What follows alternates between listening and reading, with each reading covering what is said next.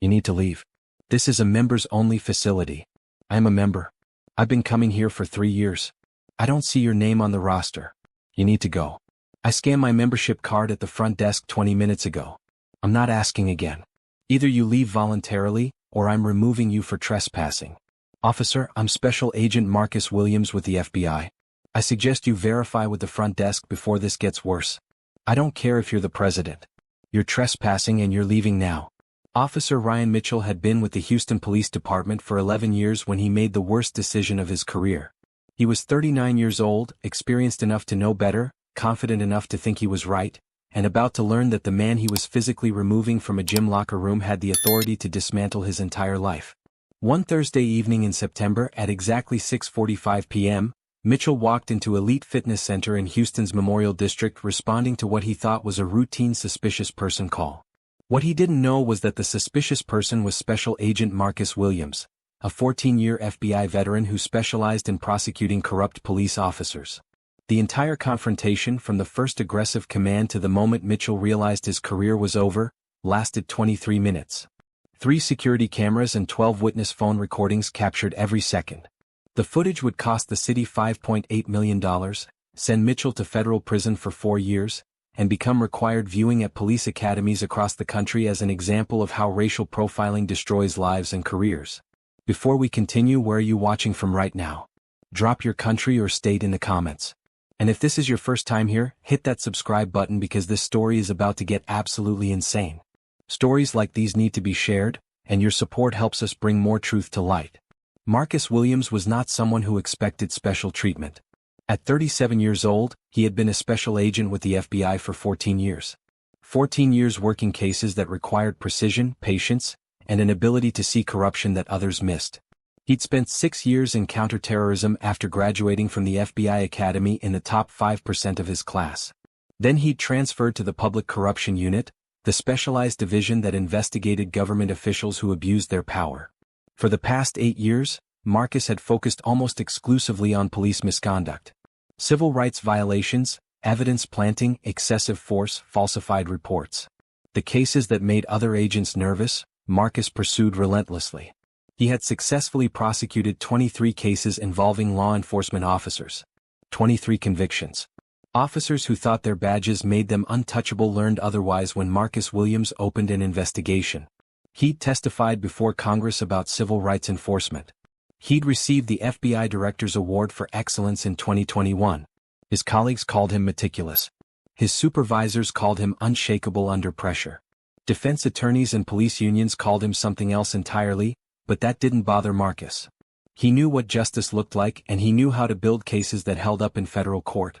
Marcus lived in Memorial District with his wife Rachel, a pediatric surgeon, and their 2 daughters, Nia who was 7 and Zara who was 5. They'd lived in the neighborhood for 6 years. Good schools, safe streets, close to both their jobs. Marcus worked out of the FBI's Houston field office downtown, about a 25-minute drive from home. His schedule was demanding, 50 to 60-hour weeks, early morning meetings, late-night surveillance operations, court testimony that could last days. But Marcus maintained a disciplined fitness routine. Monday, Wednesday, Friday evenings at 6 p.m., he went to Elite Fitness Center. He'd been a member there for 3 years and 4 months. Premium membership at $189 per month. The gym was 2 miles from his house, convenient location, good equipment, usually not too crowded in the evenings. Marcus knew several staff members by name. Jessica at the front desk always waved when he scanned his card. The afternoon manager Diane Rodriguez had helped him resolve a billing issue once. Other gym members recognized him, nodded hello in the locker room, occasionally made small talk about workouts or football. He was just another regular member, someone who paid his dues on time and minded his own business. That Thursday evening in September, Marcus finished work at 5:30 p.m. He drove directly to Elite Fitness, arrived at 5:55, found parking in his usual area of the garage. He was wearing his standard work clothes, dark slacks and a button-down shirt, FBI credentials in his wallet, service weapon locked in his car's glove compartment. He entered through the main doors at 5:56, walked to the front desk, pulled out his membership card. Jessica was working the desk, smiled when she saw him. "Hey Marcus, how's it going?" "Good," he said. "Long day." She scanned his card. The system beeped, logged the timestamp, 5:56 and 43 seconds p.m. Green light confirmed his membership was active and current. Have a good workout, Jessica said. Thanks, you too, Marcus replied, then headed toward the stairs to the second floor where the men's locker room was located. He had no idea that in exactly 46 minutes he would be standing in that locker room in handcuffs, arrested by a police officer who saw a black man in an expensive gym and decided he must be a criminal, despite the membership card scan, despite the FBI credentials, despite 3 years of regular attendance, despite everything. Officer Ryan Mitchell was 39 years old when he responded to that call at Elite Fitness. He'd been with the Houston Police Department for 11 years, long enough to know better, experienced enough to understand the law, but apparently convinced that his judgment was always right.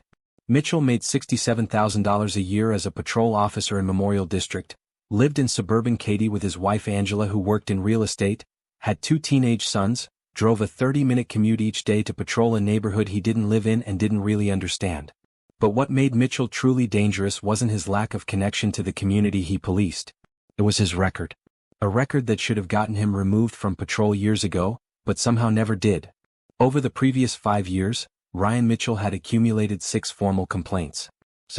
2 had been sustained with disciplinary action. The other 4 had been closed with findings of insufficient evidence or unfounded, despite witness statements and circumstantial evidence that suggested otherwise. In 2018, a Hispanic motorist complained about excessive force during a traffic stop. Not sustained. In 2019, a black family reported that Mitchell had stopped them at a public park and demanded identification without cause. The complaint resulted in counseling, nothing more. In 2020, an Asian American family filed a complaint after Mitchell responded to a wellness check and made them feel threatened with his aggressive behavior. That complaint was marked unfounded. In 2021, an internal review found that 73% of Mitchell's stops involved minorities in an area where minorities made up 52% of the population. He received a formal written reprimand and was ordered to complete mandatory sensitivity training. In 2022, another complaint for verbal abuse during an arrest. Sustained. More training ordered. In 2023, a woman complained that Mitchell threatened to arrest her when she asked for his badge number. Mitchell apologized, case closed. The pattern was obvious to anyone who looked at the data. Mitchell stopped minorities at rates significantly higher than his peers. He escalated situations unnecessarily. He responded poorly to questions about his authority. His supervisors had noted in performance evaluations that he was results-oriented but needed improvement in community relations and de-escalation. They recommended increased supervision. But those recommendations never translated into meaningful consequences. Mitchell remained on patrol, responding to calls, making stops, building a record that screamed problem officer. And on that Thursday evening in September, all those ignored warnings, all those closed complaints, all those training sessions that changed nothing, were about to cost the city millions of dollars and cost Mitchell everything. Elite Fitness Center sits at 8800 Memorial Drive in one of Houston's wealthiest neighborhoods. The building is modern, 3 stories of glass and steel, opened in 2018 with all the amenities that justify premium membership prices. 2-level parking garage. Marble counters in the bathrooms. Eucalyptus-scented towels. Complimentary protein bars at the front desk. Pool, sauna, steam room, full basketball court, yoga studio. The kind of place where CEOs work out next to surgeons, where corporate attorneys do bench presses before trial, where success is assumed and exclusivity is maintained through monthly dues that cost more than some people's rent. Elite Fitness had approximately 2,400 active members. The demographics told a story: 68% white, 18% Asian, 9% Hispanic, 5% black. In a city where black residents make up 24% of the population, they made up 5% of Elite Fitness membership. Average member income exceeded $150,000 a year. This wasn't a gym for everyone. It was a gym for people who could afford to be selective about where they worked out and who they worked out around. The men's locker room was on the second floor, east wing, approximately 2,800 square feet arranged in an L shape with the shower area in the back corner. There were 240 numbered lockers with combination locks, dark wood benches bolted to the floor, gray tile with anti-slip coating, bright LED lighting that wasn't harsh, and that perpetual locker room smell of cleaning solution mixed with deodorant and chlorine from the nearby pool. 3 security cameras monitored the space, one positioned at the entrance, one covering the main locker area, one aimed at the hallway leading to the showers. The cameras didn't cover the actual shower stalls or changing areas for privacy reasons, but they captured enough. During peak evening hours between 5 p.m. and 8 p.m., usually 8 to 15 men would be in the locker room at any given time, some arriving to change for their workout, some returning from the gym floor, some heading to the showers. Normal activity, routine conversations about work and sports and weekend plans, the unremarkable rhythm of an expensive fitness facility. That Thursday evening at 6:32 p.m., while Marcus Williams was in the locker room organizing his gym bag and tying his shoes, a man named Bradley Thompson was watching him from across the room. Bradley Thompson was 52 years old, white, worked as a hedge fund manager, made approximately $800,000 a year, lived in River Oaks, which is Houston's wealthiest neighborhood, and had been a member of Elite Fitness for 6 years. The staff knew Bradley as particular about facility standards. He'd complained about towels not being folded properly, about the wrong brand of protein bars at the front desk, about music being too loud in the yoga studio. Bradley had never spoken to Marcus Williams despite both of them being regular members who worked out on similar schedules. But on this particular evening, Bradley looked at Marcus, saw a black man in workout clothes organizing a gym bag, and something in his mind decided this was wrong. He didn't ask questions. He didn't check with staff. He simply left the locker room, walked into the hallway, pulled out his phone, and called the police non-emergency line to report a suspicious person who was making members uncomfortable. The 911 call came in at 6:32 p.m. Bradley Thompson stood in the second-floor hallway, phone to his ear, speaking to the dispatcher in that tone people use when they're convinced they're reporting something serious. "Hi, I'm at Elite Fitness Center on Memorial Drive. We have a suspicious person in the men's locker room." The dispatcher, following protocol, asked the standard questions. "Is the person threatening anyone?" "No, but he's making people uncomfortable." "Is he violating any facility rules?" "I don't think he's supposed to be here." "Has he done anything specific that concerns you?" "He just doesn't look like he belongs." The dispatcher asked if the person had committed any crime, any actual violation. Thompson hesitated. "Well, no, but I just have a feeling." The call was logged as suspicious person, non-emergency. A unit was dispatched. Officer Ryan Mitchell, patrolling 2 blocks away, responded immediately. He pulled into the Elite Fitness parking lot at 6:38 p.m., parked his patrol car in the fire lane blocking the main entrance, and walked through the glass doors with his hand resting on his service weapon. Jessica Martinez looked up from the front desk as Mitchell entered. Her friendly demeanor shifted to concern when she saw the uniform and the aggressive posture. "Officer, is everything okay?" Mitchell barely looked at her. "Got a call about a suspicious person in the men's locker room." Jessica stood up, confusion crossing her face. "I don't think anyone suspicious is here. All our members scanned in properly. I can pull up the check-in log if you want to see who's currently in the building." Mitchell cut her off. "I'll handle it." Jessica reached for her tablet. "Do you want me to show you the membership records? I can verify everyone who's checked in tonight." Mitchell was already walking past her toward the stairs. "I said I'll handle it." Jessica watched him go, that sick feeling forming in her stomach that something was about to go very wrong. She picked up the phone and called Diane Rodriguez, the gym manager. "We might have a problem. Police officer just went to the locker room and he wouldn't let me help verify memberships." Mitchell climbed the stairs to the second floor, hand still on his weapon, already constructing the narrative in his mind. Suspicious person call. Expensive gym. Probably someone using a stolen membership card or trying to access lockers that weren't theirs. He'd handled dozens of these calls in Memorial District over the years. Rich neighborhood, mostly white clientele, someone who didn't fit the expected profile. His job as he saw it was simple: respond, remove, restore order. He never questioned whether the calls themselves were legitimate. He never considered that doesn't fit might mean doesn't match racial expectations. He just did what he always did: trust the caller, assume the worst, act decisively. At 6:41 p.m., Mitchell pushed open the door to the men's locker room. 12 men were inside. Some changing clothes, some heading toward showers, some sitting on benches lacing up their shoes.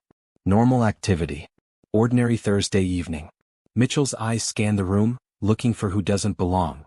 And there, sitting on a bench in his workout clothes tying his shoes, was Marcus Williams.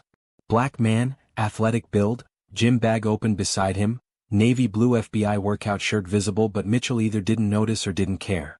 In Mitchell's mind, he'd found his suspicious person. He walked directly toward Marcus, aggressive posture, boots heavy on the tile floor. Conversations around the locker room stopped. Men looked up. The atmosphere shifted from relaxed to tense in seconds. Marcus looked up as Mitchell approached. He saw the uniform, the hand on the weapon, the aggressive body language, and his FBI training kicked in automatically. Assess the situation. Stay calm. Keep hands visible. Don't make sudden movements. Mitchell stopped 3 feet away, looking down at Marcus with an expression that communicated authority and suspicion. You need to leave. This is a members-only facility. Marcus maintained his composure, kept his voice even and professional. I'm a member. I've been coming here for 3 years. Mitchell didn't blink. I don't see your name on the roster. You need to go. Marcus stayed seated, hands still visible, one holding his shoe. I scanned my membership card at the front desk 20 minutes ago. Jessica at the front desk can verify. My name is Marcus Williams. Member number 4847. I've been a member since May 2020. You can check the system. The other men in the locker room were watching now. This wasn't normal. A police officer confronting someone in a gym locker room, demanding they leave when the person was claiming membership. Something was wrong. Several men slowly reached for their phones. Mitchell's hand tightened on his service weapon. I'm not asking again. Either you leave voluntarily, or I'm removing you for trespassing.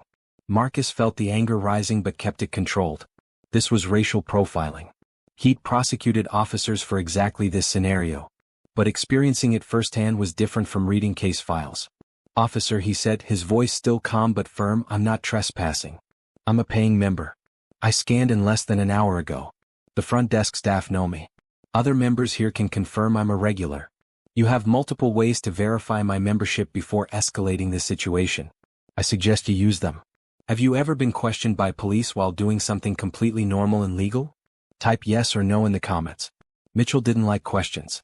Most people he confronted just complied, apologized, left without argument.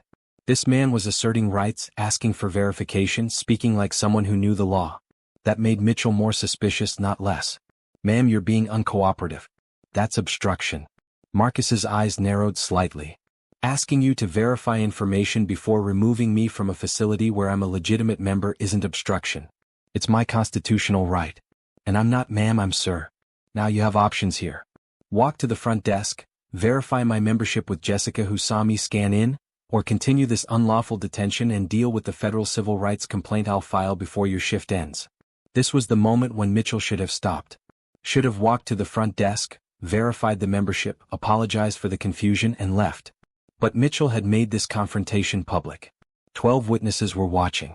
Backing down now would look like weakness. So instead of de-escalating, he doubled down. Stand up. You're coming with me. Marcus stayed seated, hands still visible. On what charge? Trespassing and obstruction. I'm not trespassing. I'm a member. And I'm not obstructing. I'm exercising my constitutional rights. Stand up now or I'm using force. Marcus made a decision. He would identify himself as a federal agent. This should end it immediately. No officer in their right mind would arrest an FBI agent for being a gym member. He slowly reached toward his gym bag, movements deliberate and visible. Officer, I'm Special Agent Marcus Williams with the FBI. I work in the Houston field office. My credentials are in my bag. May I retrieve them to show you? Mitchell's hand moved to his weapon, not drawing it but gripping the handle.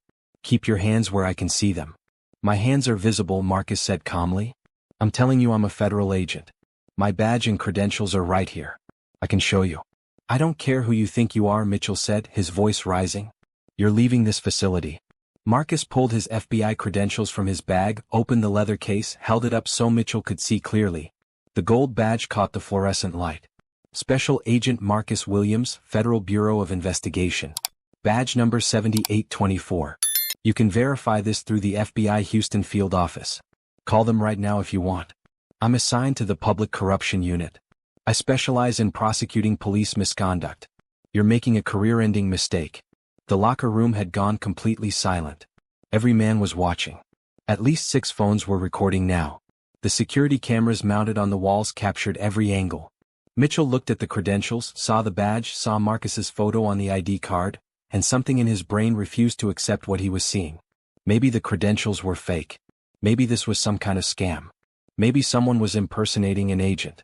Or maybe, in the deepest part of Mitchell's mind where he wouldn't admit it even to himself, he simply couldn't believe that a black man could be an FBI agent, especially one who belonged in this expensive gym in this wealthy neighborhood. I'm placing you under arrest, Mitchell said. Turn around. Hands behind your back. Marcus stood slowly, his FBI training overriding his anger. He knew what happened when black men resisted arrest. even unlawful arrest. He knew the statistics, had prosecuted the cases, had seen the body camera footage of confrontations that turned deadly. He would comply under protest, document everything, let the system work later. For the record, Marcus said loudly, his voice clear for the witnesses and cameras, I am complying under protest. I am Special Agent Marcus Williams, FBI Houston Field Office, badge number 7824. I am being unlawfully detained. I have committed no crime. I am a paying member of this facility.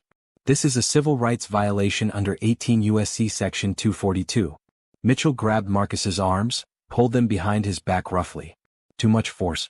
Marcus's shoulder torqued painfully, but he didn't cry out, didn't resist. The handcuffs clicked shut. Too tight. Standard intimidation tactic.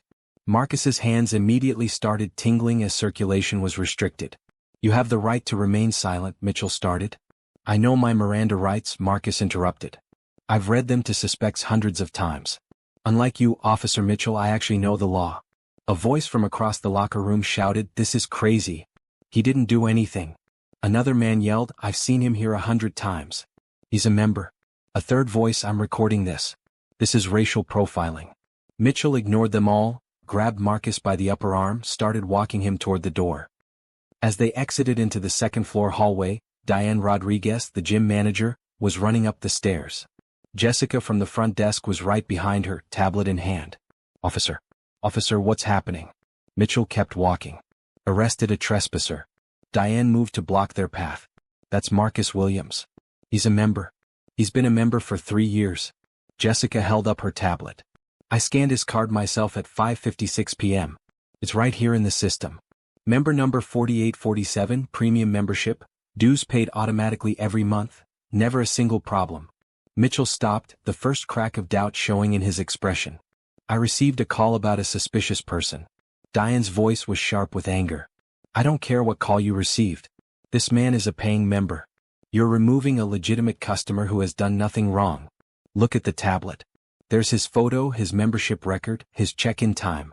More gym members were emerging from the locker room now, some still in towels, all with phones out recording. One voice from the crowd said, we're all witnesses to this. Another said, I'm an attorney and this is unlawful arrest. A third voice said, we're posting this everywhere tonight. Mitchell realized he was in trouble, but he was still holding Marcus in handcuffs. The moment stretched, everyone waiting to see what would happen next. Marcus, his voice calm and measured despite the pain in his shoulders and wrists, spoke directly to Mitchell. Officer Mitchell, you have a choice right now. You can remove these handcuffs, apologize, and walk away with a complaint filed against you. Or you can continue this arrest, and I will use every resource of the Federal Bureau of Investigation to ensure you face federal civil rights charges. Your decision. Your career. Your future. At 6:52 p.m., Sergeant Linda Hayes arrived. She'd been Mitchell's supervisor for 2 years, a 20-year veteran of Houston PD, a black woman who had seen this exact scenario play out too many times in her career. Mitchell, what's the situation? Sergeant, I responded to a suspicious person call. Subject refused to leave. Arrested for trespassing. Sergeant Hayes looked at Marcus, saw the navy blue FBI shirt, saw the professional composure despite being handcuffed, saw the too tight cuffs cutting into his wrists, saw the crowd of witnesses recording everything, saw her officer's career ending in real time. Sergeant Hayes looked at Mitchell and said 3 words that ended his career. Remove the handcuffs. No. Sergeant, I responded to a call and this subject was refusing to cooperate. That's an order, Mitchell. Remove them now. Mitchell fumbled with the handcuff key, his hands shaking slightly as he finally understood the magnitude of his mistake. The cuffs came off. Marcus rubbed his wrists where deep red marks showed where the metal had dug into his skin. Sergeant Hayes stepped close to Marcus, her voice quiet and professional. Sir, I apologize for this incident. Are you injured? Marcus flexed his hands, testing the numbness. Sore shoulder from how he yanked my arms back. Wrists are numb from circulation being cut off. But I'll survive. Sergeant Hayes took a breath. Can I get your name and contact information for the incident report? Special Agent Marcus Williams. FBI Houston Field Office, Public Corruption Unit. You can reach me through the main office line tomorrow, or I can give you my direct contact right now. Sergeant Hayes closed her eyes for just a moment. FBI. Of course. This couldn't get any worse for Mitchell. The investigation that followed was swift and damning. Houston Police Department Internal Affairs spent 4 weeks reviewing every detail. They found Mitchell's body camera footage showing the entire confrontation. They reviewed the 3 security camera angles from Elite Fitness. They collected 12 witness phone videos. They interviewed Marcus, Diane Rodriguez, Jessica Martinez, and 6 gym members who had witnessed everything. Every piece of evidence told the same story. Marcus Williams had done absolutely nothing wrong.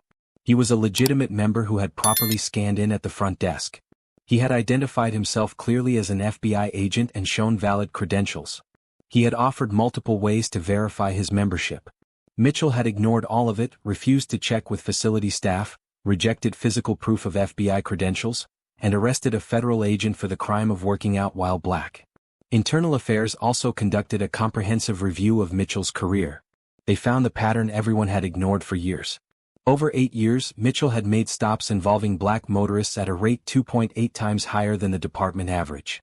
His searches of black motorists were 3.4 times higher than his peers. The data was undeniable. Mitchell didn't just have implicit bias. He had an explicit pattern of racial profiling that had been documented, noted in evaluations, addressed with training, and then completely ignored by supervisors who didn't want to deal with a problem officer. 6 weeks after the incident, Officer Ryan Mitchell was terminated. The letter cited unlawful arrest without probable cause, racial profiling, excessive force, violation of department policy, and conduct unbecoming an officer. His police union reviewed the video evidence and withdrew support for any appeal. Mitchell's post-certification was revoked. His name was entered into the National Decertification Index. At 39 years old, his law enforcement career was over. He would never wear a badge again. But termination was just the beginning. The FBI's Civil Rights Division opened a federal investigation. They found a pattern of civil rights violations spanning Mitchell's entire career. 23 cases where minorities were stopped without adequate cause. 8 cases where charges were later dismissed due to lack of probable cause. 4 cases that suggested evidence tampering. The U.S. Attorney for the Southern District of Texas filed federal charges. Deprivation of rights under color of law. Assault on a federal officer. The trial lasted 8 days. Marcus testified for 4 hours, calm and professional, describing exactly what had happened. The jury deliberated for 6 hours. Guilty on all counts. The judge sentenced Mitchell to 4 years in federal prison plus 3 years supervised release. Mitchell is currently serving his sentence at a low-security federal correctional institution. He'll be eligible for release in 2027. He forfeited his pension. He was ordered to pay $25,000 in restitution to Marcus Williams. Do you think 4 years in federal prison is enough for a police officer who racially profiled and falsely arrested an FBI agent? Drop your answer in the comments. The civil lawsuit settled 9 months after the incident. Marcus Williams versus Officer Ryan Mitchell, Houston Police Department, and the City of Houston. The claims were extensive. Unlawful arrest, excessive force, racial discrimination, assault, false imprisonment, intentional infliction of emotional distress, and failure to train and supervise. The city's attorneys reviewed the evidence and reached an unavoidable conclusion. The case was indefensible. 3 security cameras, 12 witness videos, body camera footage, Mitchell's complaint history, statistical analysis of his stop patterns, expert testimony on racial profiling, and the victim was an FBI agent who specialized in prosecuting exactly these cases. Any jury would be sympathetic to Marcus. The potential verdict could exceed $10 million. The city settled for $5.8 million paid to Marcus Williams. After taxes and attorney fees, Marcus donated $2 million to civil rights organizations. The NAACP Legal Defense Fund received $750,000. The ACLU Racial Justice Program received $500,000. Local Houston organizations fighting police brutality received $500,000. An FBI scholarship fund for minority students received $250,000. When reporters asked why he donated so much, Marcus said something that summarized everything. "I don't need that money. But organizations fighting this fight every day do. If my experience can fund their work, then something good comes from something terrible." Bradley Thompson, the hedge fund manager who made the original 911 call, faced his own consequences. Elite Fitness terminated his membership immediately. He was publicly identified as the caller. His employer, Paramount Capital, received hundreds of complaints. 3 weeks later, Thompson resigned under pressure. He couldn't find comparable work in finance. Employers Googled his name and found the viral videos. He left Houston within 6 months, moved to Arizona, Now works in real estate making a fraction of his former $800,000 salary. His racist assumption that a black man didn't belong in an expensive gym cost him his career, his reputation, and his income. Marcus Williams still works as an FBI supervisory special agent in Houston. He was promoted 18 months after the incident. He still lives in Memorial District with his wife Rachel and daughters Nia and Zara. He rejoined Elite Fitness 6 months later, insisted on paying full membership despite being offered a lifetime free membership. "I don't want special treatment," he said. "I just want equal treatment." He works out there 2 to 3 times per week. Other members recognize him now. Many have apologized for not speaking up sooner. The gym implemented mandatory anti-bias training for all staff and created a member rights policy posted throughout the facility. This story matters because Marcus Williams had every advantage. FBI badge, 14 years of experience, legal knowledge, financial resources, institutional authority. And he was still handcuffed and arrested for working out at a gym where he was a paying member. If this can happen to an FBI agent with credentials in hand, what happens to black Americans without badges? Without legal knowledge? Without resources to fight back? That's the question we need to ask. Should businesses face automatic federal investigation when customers file racially motivated 911 calls? Comment below. And if you believe accountability starts with awareness, hit that subscribe button. We're exposing these patterns, demanding better, fighting for people who deserve to exist in public spaces without being criminalized for their skin color. This isn't just about one officer or one gym or one agent. It's about all of us and the world we choose to accept. See you in the next one.